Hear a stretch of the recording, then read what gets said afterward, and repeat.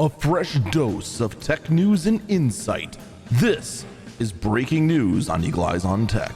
It is Wednesday, September 13th, 2023. This is Eagle Eyes on Tech, and I'm Eagle Falcon. Yep, of course, the day after the Apple announcement, of course we're going to talk about it. There's actually quite a lot to talk about there, because, well, there just is. Yesterday was a very loaded announcement day. We'll also get to the Unity story in just a bit. We're just going to cover everything real quick, just to keep you in the loop, just so you have an idea. First things first, Apple announced new Apple Watches. We have the Series 9 and the Ultra 2. The biggest thing about these watches is basically the hand gestures. You can now tap your fingers together while wearing these, and it will go ahead and do things like mute, next track, hang up call, answer call, whatever it may be. It'll do it as long as you pre-program it to do so in the first place. This is an interesting concept, and I'm willing to bet, much like a lot of what Apple does, it probably will end up just catching on as just a general piece of culture, this double tap sort of gesture. You laugh, but it very well might.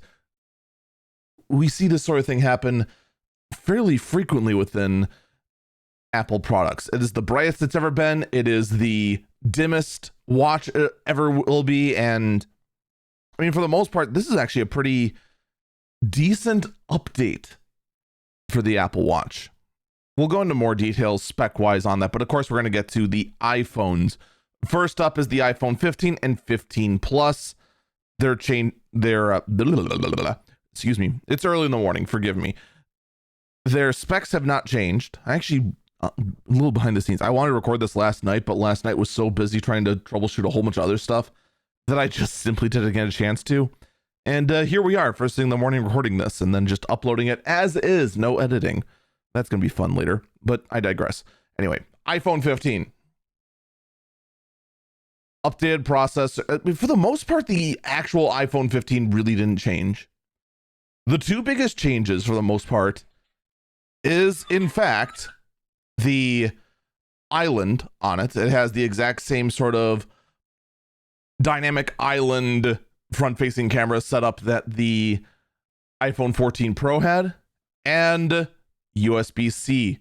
And yes, everyone is correct in saying that, in fact, the USB-C is only charging using USB 2 speeds. It says so right on Apple's website under charging and expansion. USB 2 up to 480 megabits per second. The iPhone 15, by contrast, the iPhone 15 Pro, by contrast, by the way, the iPhone 15, same price. 15 Pro, the body is now made of titanium. That is a new update. The processor is supposed to be crazy powerful. Like, they're talking console level performance on this new A17 chip. It is insane what they're claiming this sucker can do. USB-C as well. This time, however, actually having USB 3.0 speeds. Now, I was curious because a few people were speculating that, in fact, the chip is the reason the old one does not have USB 3. I felt that was silly because we've had USB-C in the Apple ecosystem for a while. So why would there just be no USB 3.0 speeds on that sort of stuff? Well, I did a little bit of digging. All right. Before I get to that, though, there actually is one bit of detail that did happen. The prices, for the most part, over the iPhone stayed the same, except on the 15 Pro Max. The 15 Pro Max had its lowest end option removed. There is no longer a 128 gigabyte version of the 15 Pro Max. So the $1099 version is gone. The cheapest you can get a Pro Max for is $1199, which puts it now within spitting distance of the Samsung Galaxy 23 Ultra. that whole spiel. I'm kind of indifferent on it. I still need more time to think about it. But I did look to see if it was a processor limitation. The iPad lineup mostly has switched to M processors, with one exception. The base iPad, the 10.9 inch, does still use an iPhone processor, and sure enough, USB-C on there, has support for charging, DisplayPort, and USB 2.0 speeds. So it does appear to be less about Apple trying to force you to upgrade to a higher end iPhone. I mean, it kind of is, but still. It's less about that and more about that is a limitation of the older Apple silicon. They never put USB 3 on there because, of course, those processors only supported Lightning for so long, so why would they? So it's less malicious design and more bad planning. That's pretty much the deal going on at Apple, all right? We'll talk more about it on the actual Eagle Eyes on Tech next week. For now, though, let's talk about Unity.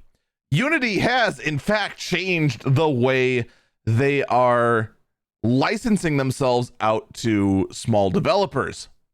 Once you reach a certain threshold, Unity developers have to pay up to 20 cents per installation of their game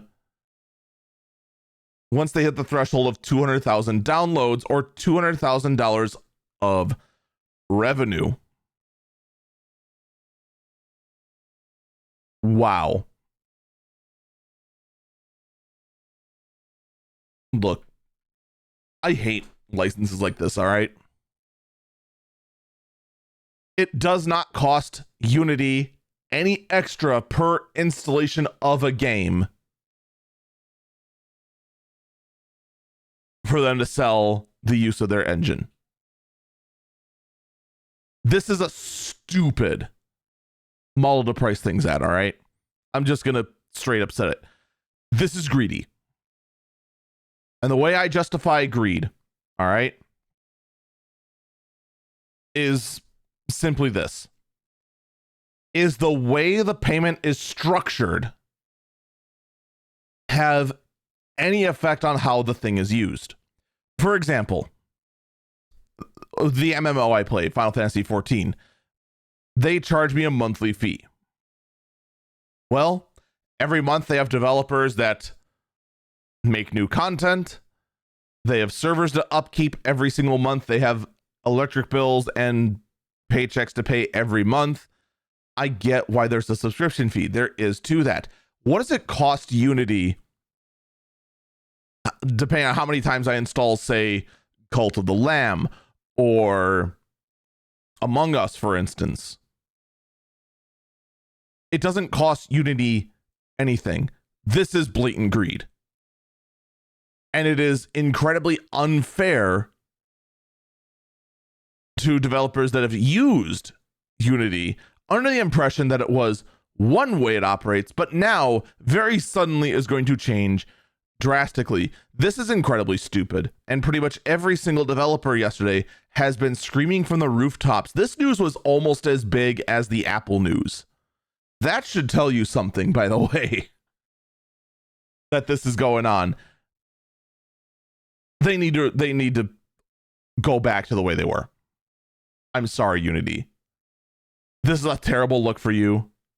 This is blatant greed and just is a message to every developer out there that Unity is not friendly to developers at all whatsoever.